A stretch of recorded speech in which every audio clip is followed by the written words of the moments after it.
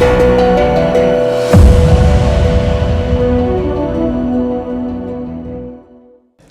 and welcome to Vantage This Week, a show where we recap the highlights of the week gone by. We start with the war in Gaza. After waiting for months, Hamas attacked Tel Aviv. So Israel hit back. Israel bombed a refugee camp in Rafah. More than 45 people were killed. Netanyahu called it a tragic mistake, but the attack has caused widespread anger and triggered a new trend on social media. A photo which says, "All eyes on Rafah." It has been shared tens of millions of times, but it is dividing the internet. In the US, Donald Trump has been found guilty in the hush money case. Will he go to jail? Can he still contest the presidential election?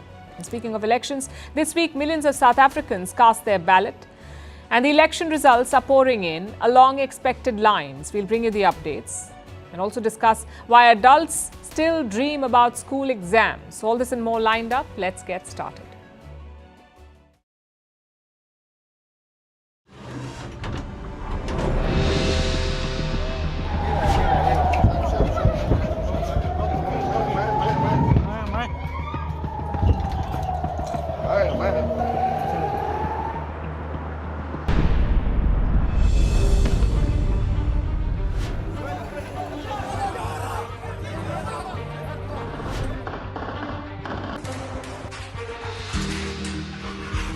יואב גלנט, אתה לא יכול לנצח מלחמה.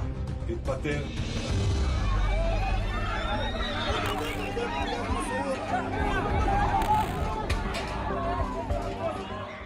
We start with the war in Gaza. It's been more than 230 days of intense fighting. And recently, it's been one-way traffic. Israel bombing relentlessly and Hamas on the run. But over the weekend, Hamas tried to hit back. They launched a rare counterattack, that too on Tel Aviv. Take a look at these pictures. Israel counted 8 rockets. They were fired from Rafah. They flew almost 100 kilometers to Tel Aviv.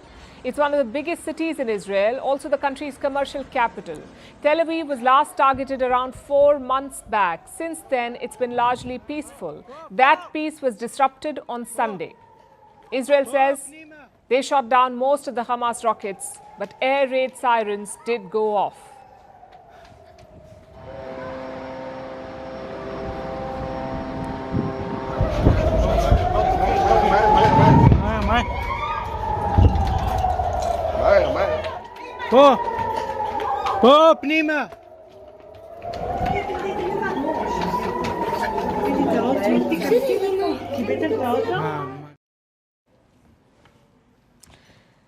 Why did Hamas do this? Was it to send a message to Israel's government, or was it to intimidate Israeli civilians? Either way, it's a strange decision because public opinion was turning firmly against Israel, but this attack would change it again. It has confirmed 2 things for us. 1, that Hamas still has the means to strike Israeli cities, and 2, they also have the will to do it. Basically, Hamas proved Benjamin Netanyahu's point. So Israel hit back. They targeted the southern city of Rafah. Bombs were dropped on an area meant for displaced Gazans. Video showed a massive fire at the camp. And casualties? The exact number is not clear yet, but reports say at least 40 people were killed, including women and children.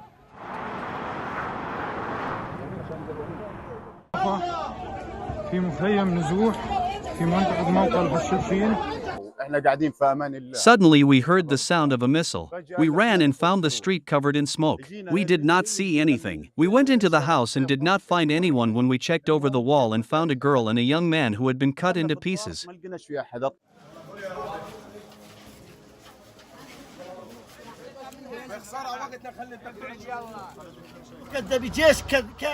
There is no security, not for a child, an elderly man, or for a woman. Here he is with his wife. They were martyred. They are gone. He left the children, the innocent ones. What have they done to deserve this? The children have been orphaned.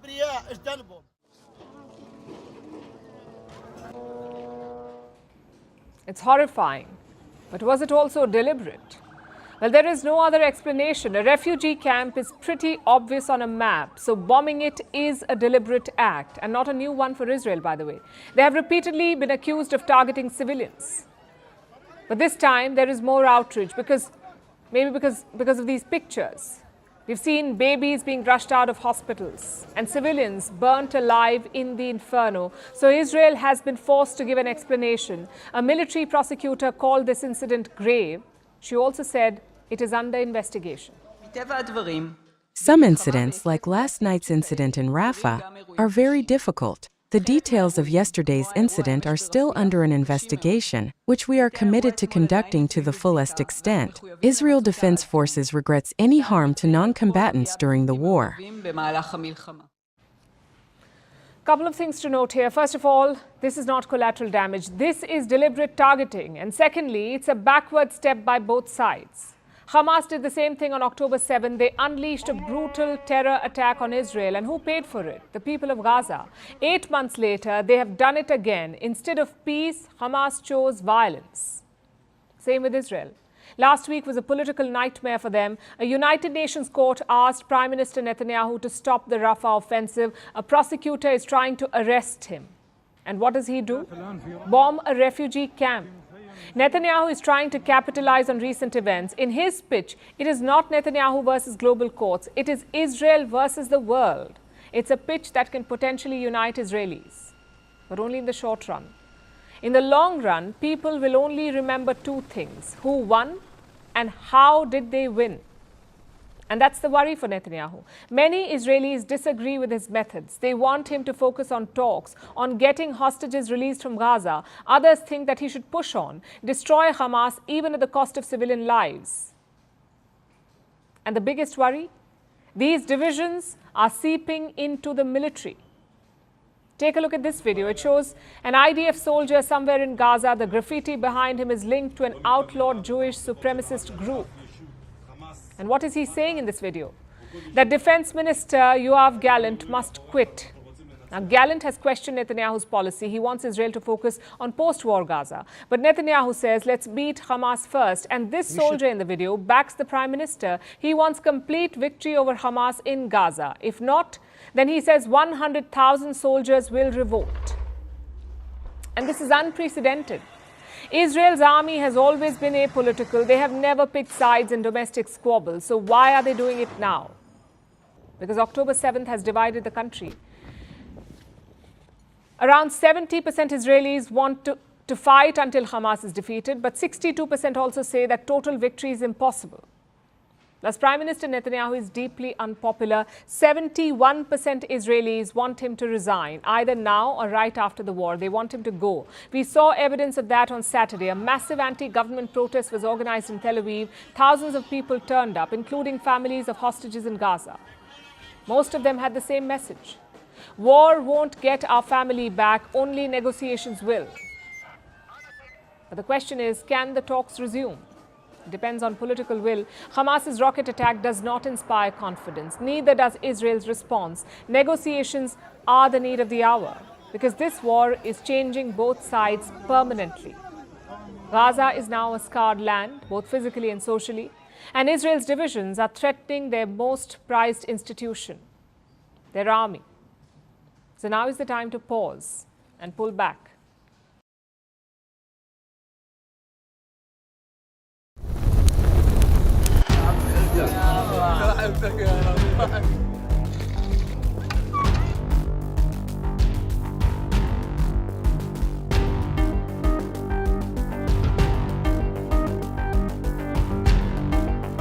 As a result of this strike on Sunday, I have no policy changes to speak to.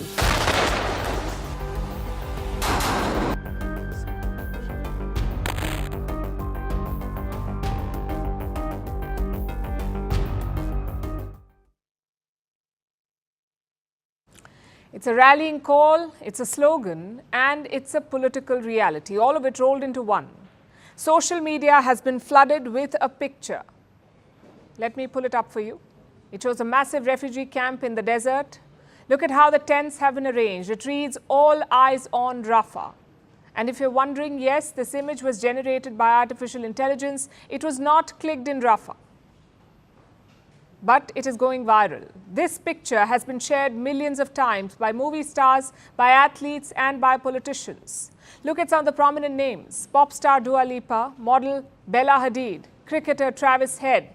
and a long list of Bollywood stars like Alia Bhatt, Varun Dhawan and Kareena Kapoor. Now, this trend raises a couple of questions. 1, where did it come from?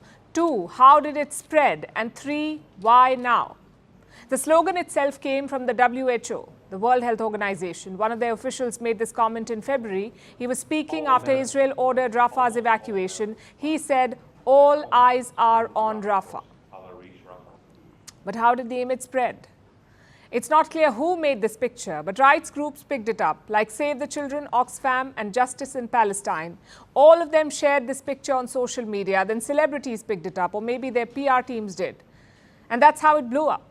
Right now, it's almost everywhere. The picture was shared more than 37 million times by Wednesday morning. It's among the first uses of AI in activism, which brings us to the final question, why now? Because of what happened on Sunday. Israel bombed a refugee camp in Rafah. They killed around 45 Palestinian civilians, all of them inside tents. Now, most countries have criticized Israel's attack. The European Union is actually discussing sanctions on Israel. But guess who is not moved? The United States of America. Can you explain how the strike in Rafah does not cross the lines that the president has set? We still don't believe that a major ground operation in Rafah is warranted. We still don't want to see the Israelis, as we say, smash into Rafah with large units over large pieces of territory. We still believe that, and we haven't seen that at this point. So bombing a refugee camp is not a red line. Then what is? Apparently a full-scale operation. Honestly, we understand the sentiment.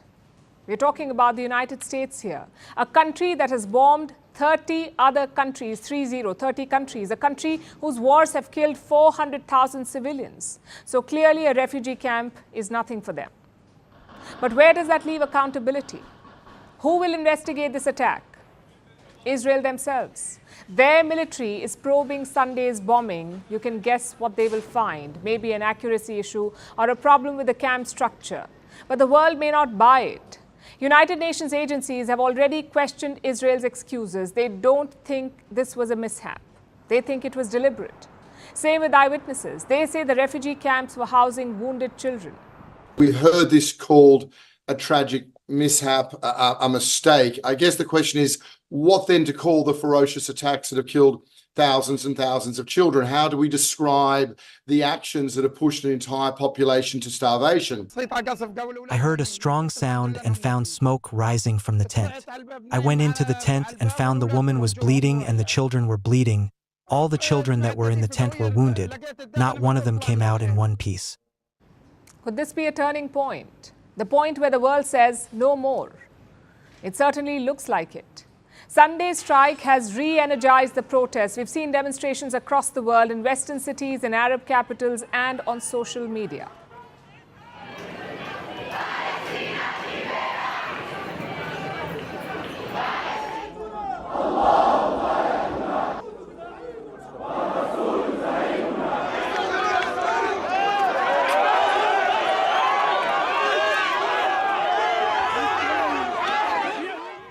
Will this translate into political action? That depends on world leaders. The UN Security Council will discuss a new resolution. It was proposed by Algeria. It calls for a truce in Gaza. The question is, will the UNSC members support it? All eyes are on the US now. They have blocked multiple resolutions in the past. Only one has been allowed to pass, a Ramzan ceasefire call in the month of March. Back then, the US abstained from voting, so it passed.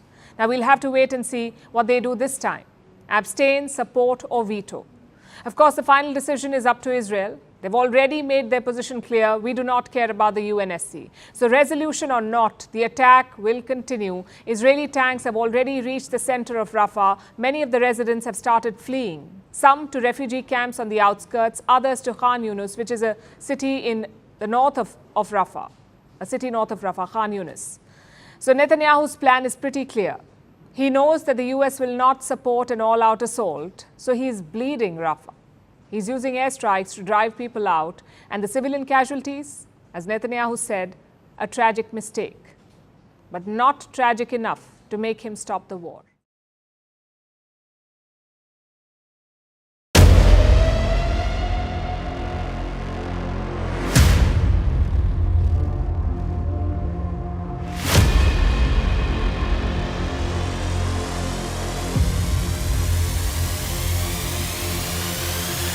very innocent man. I think it's all a sham. Justice been served. Justice been served.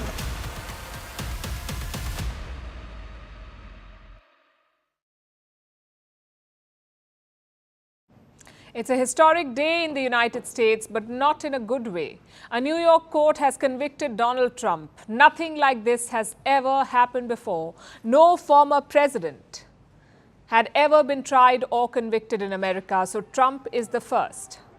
And it's a lot more than just a legal case. It's a politically charged controversy, one that could determine America's political future. So let's break it down for you. First of all, 3 important questions. What is the case about? Will Trump go to jail? And can he still run for president? Trump was facing 34 charges in New York, 34. All of them were linked to the same case of paying hush money. In 2006, Donald Trump had a sexual encounter outside marriage. The woman was a porn star named Stormy Daniels. No one knew about this for a long time, but in 2016, Trump ran for president. And he feared that news of that encounter would leak. So what did he do? He paid hush money to the woman, basically paid her to be quiet, which is not illegal. It is how he paid her this money that landed him in trouble. Trump falsified business documents, and that was a charge against him.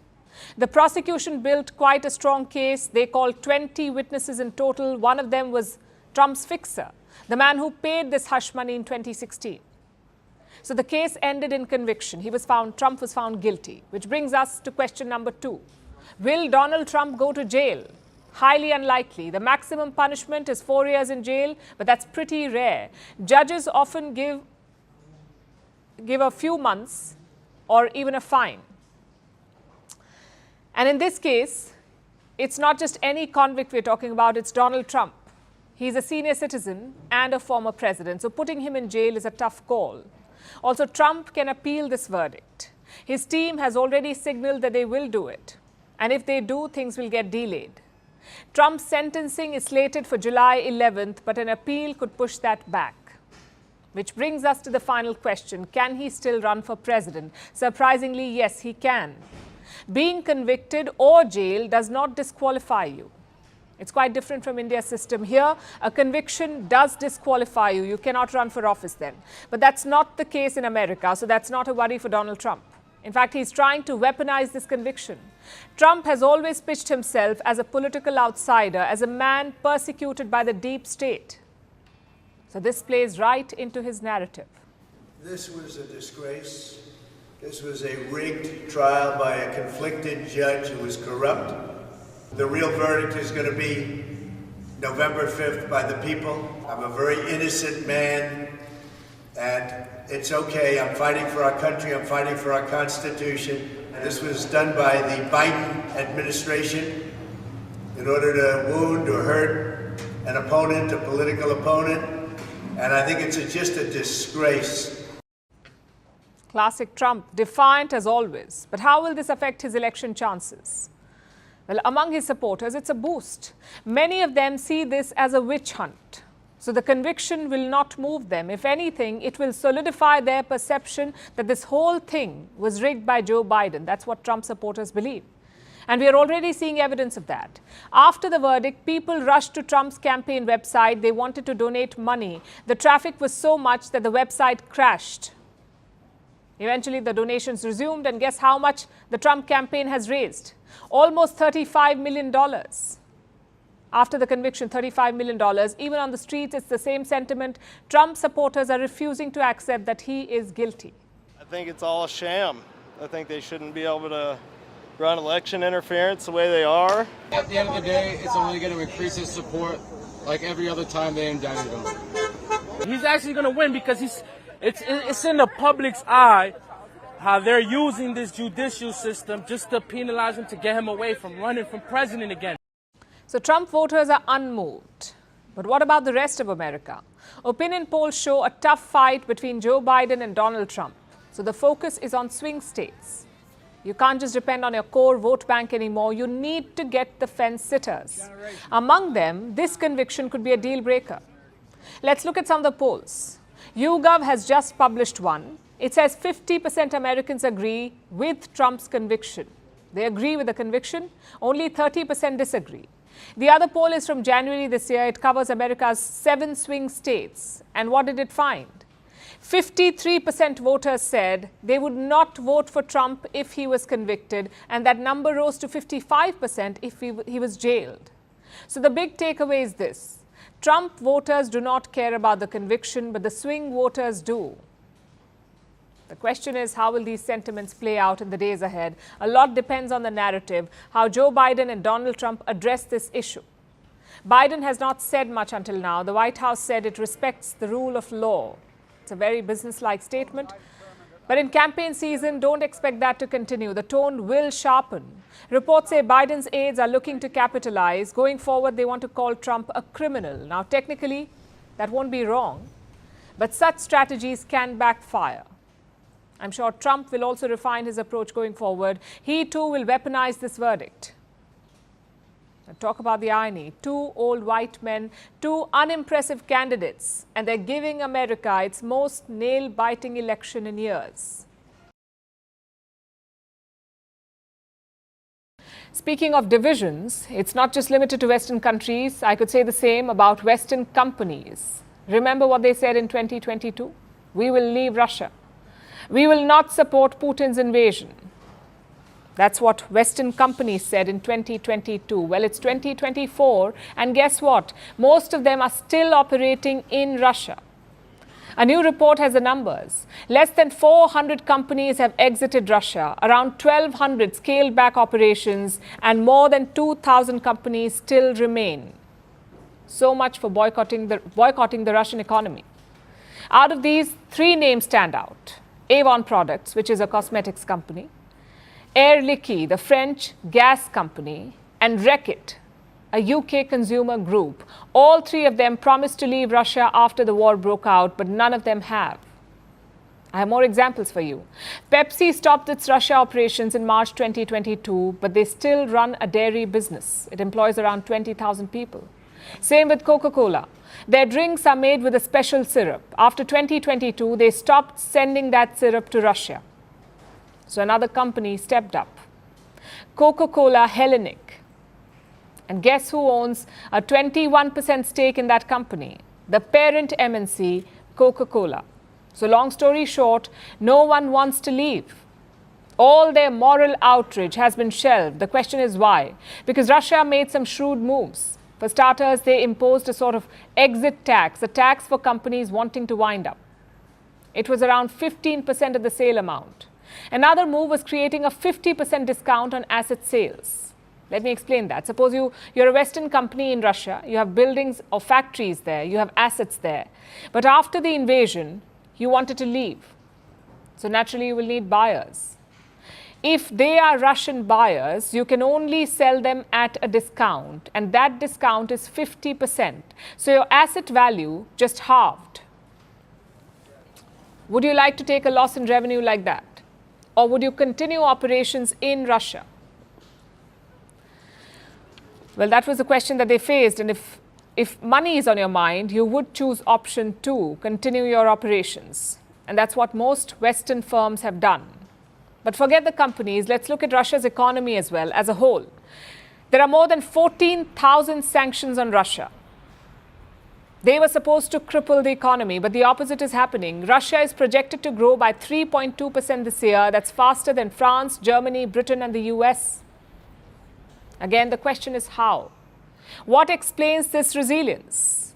Broadly, 3 factors. Number 1, Russia's energy sales. The West may have stopped buying gas and oil, but India and China have stepped up. In April, Russia's energy revenue was $14 billion. It nearly doubled from last year, $14 billion. What's more, the West has not touched this trade. You can buy Russian oil without violating Western sanctions.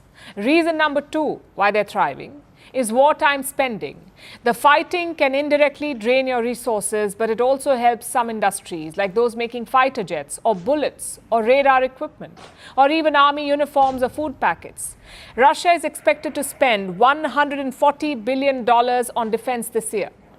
That's 7.1% of their GDP. In fact, military spending makes up 35% of all government spending. And finally, reason number 3, preparation.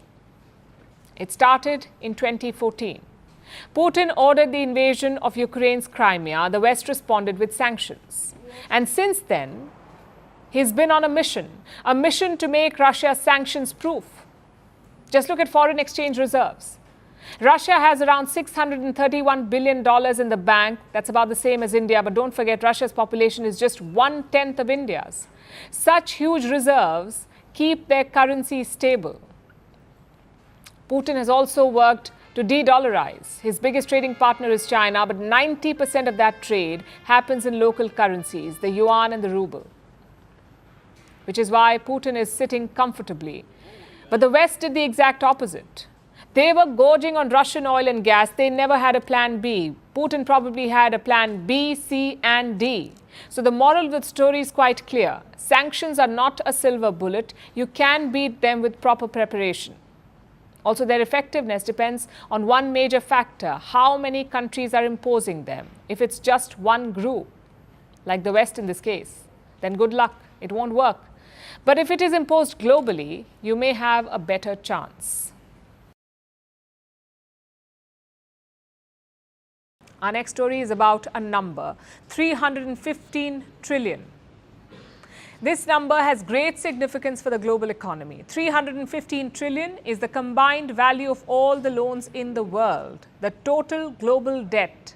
This is money borrowed by governments, households, and businesses. All of it put together is $315 trillion. Needless to say, it's massive. Let's put this number in context for you. What is the size of the global GDP? A little over $109 trillion. What is global GDP? If the global economy was a giant shop, the global GDP would be the value of all the goods and services produced and sold in the shop. It is the total value of every product or service sold in the world. That is the global GDP. As of today, it's worth $109 trillion. And what is the debt? $315 trillion. So the world's total loans are almost 3 times the global GDP. What does that mean? We owe a lot more than we earn. Now let's tell you who owes how much. Starting with household debt, the value of all your home loans and credit card balances, education loans, and the rest. Together, they're worth over $59 trillion. Then we have business debt. That's around $164 trillion. Finally, government debt, which is worth $91.4 trillion. Now, whichever way you look at it, these numbers are too high. This kind of debt is unsustainable. Last month, the chief of the World Economic Forum drew attention to this. In an exclusive conversation with Firstpost, he said, global debt levels have not been this bad since the Napoleonic Wars. What sort of risk do you think this unsustainable debt poses to the global economy? It's a risk also for the banks. We saw in the big financial crisis that solid banks is very important. But we will need in the coming decade to really work on how to reduce unsustainable debt. Interest rates has now become the largest budget cost in many developing countries. And this is very worrisome. So there is cause for concern. Let me tell you why. When the global debt pile is large, there's a higher risk of large-scale defaults. And this can be fatal for the economy at every level. Some of you may remember the 2008 financial meltdown. It was triggered by a large number of mortgage defaults. 6 million American households lost their homes to foreclosures. Basically, they could not keep up with their loans. So they defaulted. And this led to multiple bank failures, finally a great recession. In 2022, we saw another collapse, this time in Sri Lanka. Colombo owed more than $46 billion. 52% of this debt was owed to China. Sri Lanka could not take the burden anymore. It defaulted on its debt. Sri Lanka had to be bailed out by the International Monetary Fund or the IMF. So whether it's a country, a company, or an individual, a default is an unpleasant situation. although it affects everyone differently. Countries can find ways to secure financing, they can find new lenders, they can also issue bonds to raise money from investors. They can even get bailouts. Even businesses can find ways to get out of debt. In 2008, America bailed out its entire banking sector. The package was worth $700 billion. When a bailout is not an option, companies sell equity to raise cash. They can also be bought out by investors. In the worst case scenario, companies do shut shop if they go bankrupt. But like I said, this is the worst case scenario. But for individuals, the consequences are far more severe. A default or a bankruptcy can uproot households. Families lose their hard-earned savings. Sometimes individuals are pushed to extremes like depression or even suicide. So households are the most vulnerable of the lot. And in the days ahead, their debt troubles may worsen. Experts say there is a $700 billion black hole. A $700 billion black hole in the global economy. They're calling it phantom debt. But these loans are being overlooked. Where do these loans come from? The buy now, pay later platforms, better known as BNPL, buy now, pay later. They give out easy loans to users. Their USP is flexibility. You can repay the loan as per your convenience, but these loans come with a catch. In many cases, these platforms charge a high interest rate. So for individuals, these loans can become a debt trap. But despite the risks, more and more people are turning to these BNPL platforms for loans, especially in India. Look at some numbers. In 2022, the Indian market for BNPL loans was valued at around $3 billion. $3 billion in 2022. By 2026, it could be worth at least $40 billion. This is a massive surge from 3 to 40. It will contribute to the global debt burden too. So it's time for economists and governments to pay attention to this, to find ways to reduce the world's large debt pile. The world's biggest election is nearing its end. It's been long, it's been heated, and it's been fun to watch. We've seen massive public rallies, huge roadshows, and a fiercely fought campaign. Just one more phase remains now. After that, it's a wait for the results. But tonight, we're not looking ahead, we are looking back. What were the highlights of this campaign? How will we remember the 2024 election? We can think of four major highlights. The first is the strategies. The opposition came with a lot of promises. They promised a caste census, a legal minimum support price for farmers, more government jobs, and more government quotas. The ruling BJP called it freebies. The opposition called it social justice. And what was the strategy of the other side, the BJP? Well, it was pinned on Prime Minister Modi. Even the party manifesto was called Modi's Guarantee.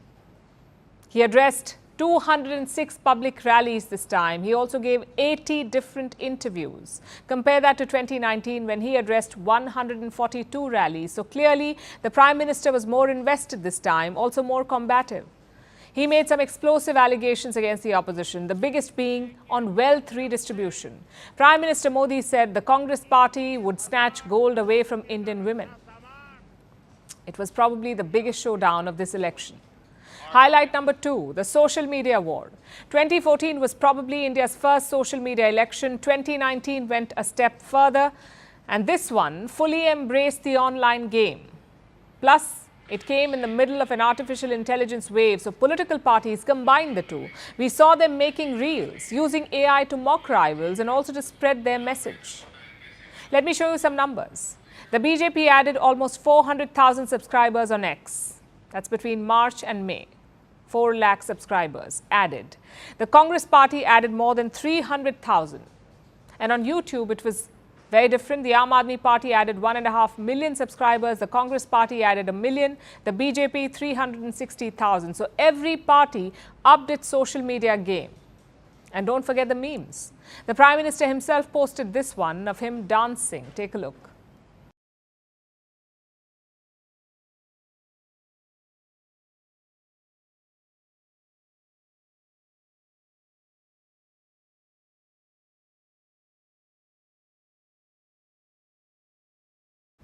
The third highlight was the heat. Temperatures touched new records in India, especially in the north.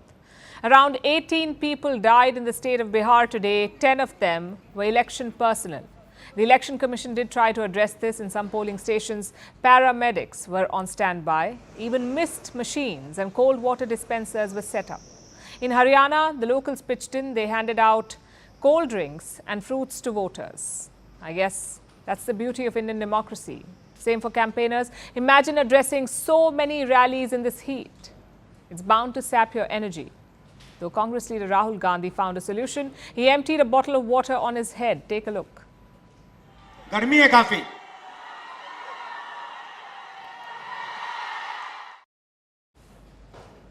And these are star campaigners. At least they have the luxury of cars and helicopters. Think about the local workers or the supporters who line up for rallies.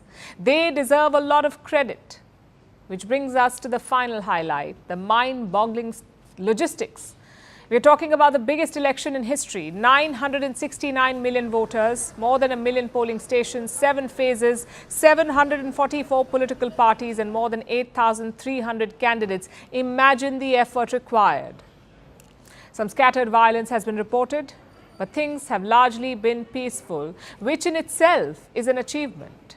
We are talking about almost 1 billion voters, people with different ideologies. Getting them to trust and follow the system is key to success. Any young democracy out there should learn from this. I know democracy stock is falling worldwide. Let's hope India's elections can boost it.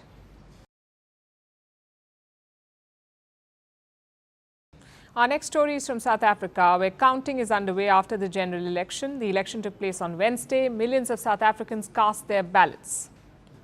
And now they're eagerly waiting for the results. The final count should come out this weekend. But partial results are already here. Around 3/4 of the votes have been counted so far, and the trends suggest that a massive change is about to take place.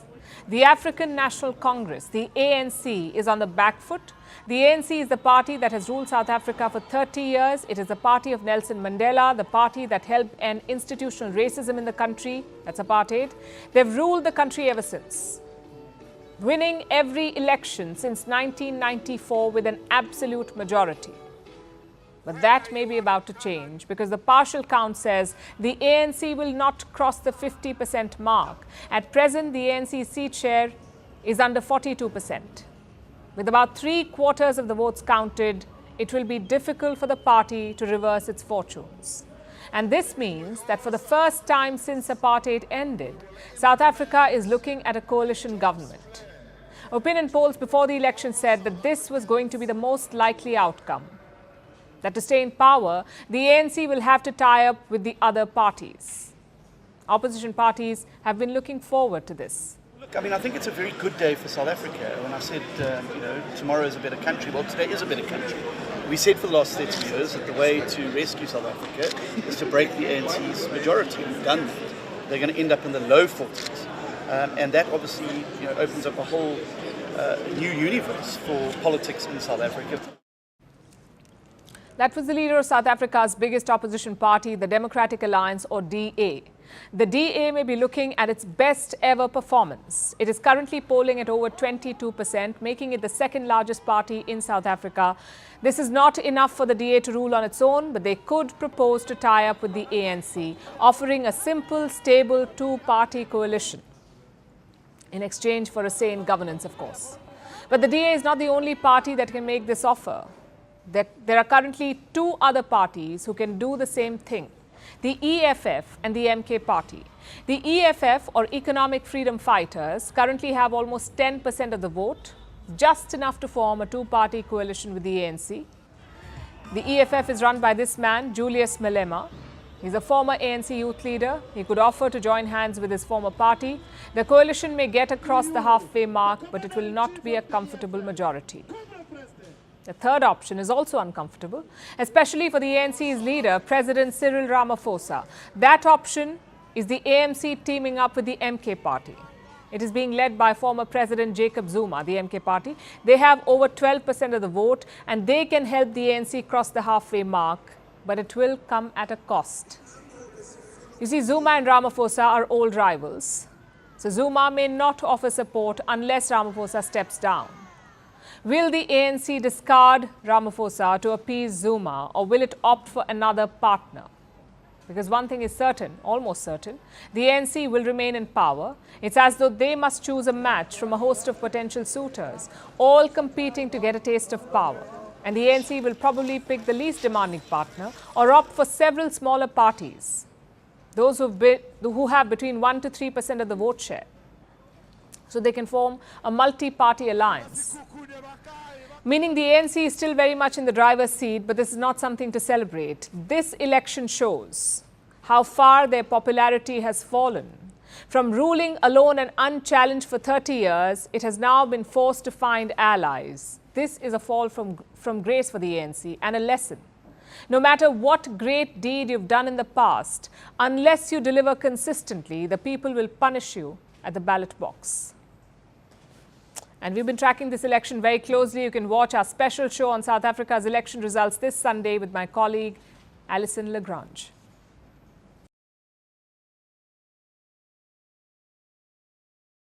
Wars, elections, diplomacy. The world is busy with a lot right now. But trust North Korea to always mix things up. It has launched an attack on the south, but before you imagine missiles, let me stop you. This attack involves balloons. And not just any balloons, balloons full of feces. So is North Korea trying to go green? Or has their waste management system failed? And while this whole story may sound absurd, Kim Jong-un says there's a reason for this trashy attack. Our next report explains. Look at a gunnery school in Fort Monroe. In the annals of history, wars have been fought in multiple ways, with weapons, with resources, with ideology. But North Korea is fighting a conflict in a new way, with feces. Yes, you heard that right. It's a trash war and South Korea is bearing the brunt of it. On Wednesday morning, Seoul had a warning for its residents. They talked about an air raid from the north. Now, when you hear that, you would expect missiles or rockets. But what they saw were balloons, over 260 of them. They were found in 8 provinces of South Korea. And once opened, they were filled with trash, waste, feces and more.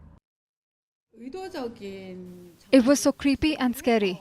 That balloon could have fallen down because North Korea designated a specific target. Everyone was so scared at that moment.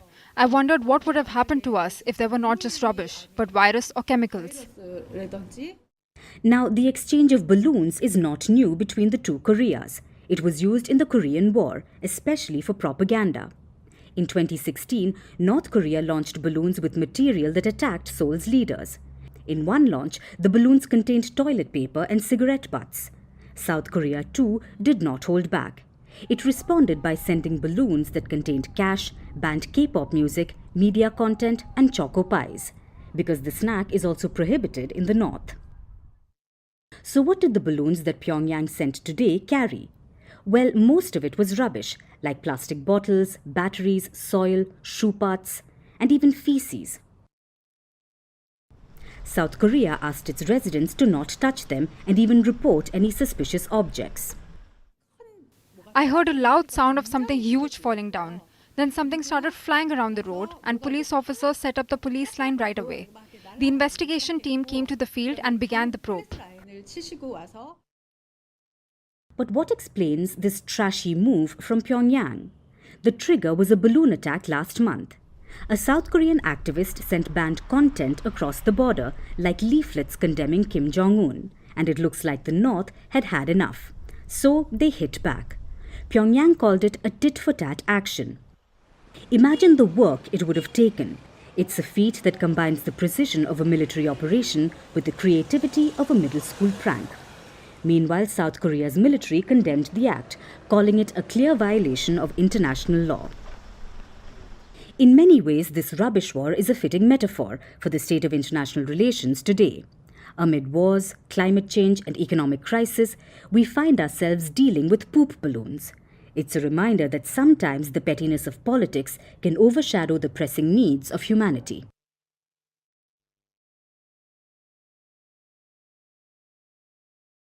You're sitting in an exam hall. There's a question paper in front of you. In a cruel twist, you prepared for the wrong test. You don't know a single answer, so the horror sets in, the anxiety grows. But just as the hysteria reaches a crescendo, you wake up, sweaty and relieved. It was just a dream. The same horrifying dream yet again. Unless you're among the lucky few, you know exactly what I'm talking about. Dreams about exams. They're like monsters under your bed. And they take many forms, like being late for a test or getting lost while finding the exam hall. No matter the shape they take, these dreams span generations. Even ancient Chinese had nightmares about the imperial exam, a civil service exam that decided people's fate. Even so, there is no way of knowing how common exam dreams are because not everyone remembers them.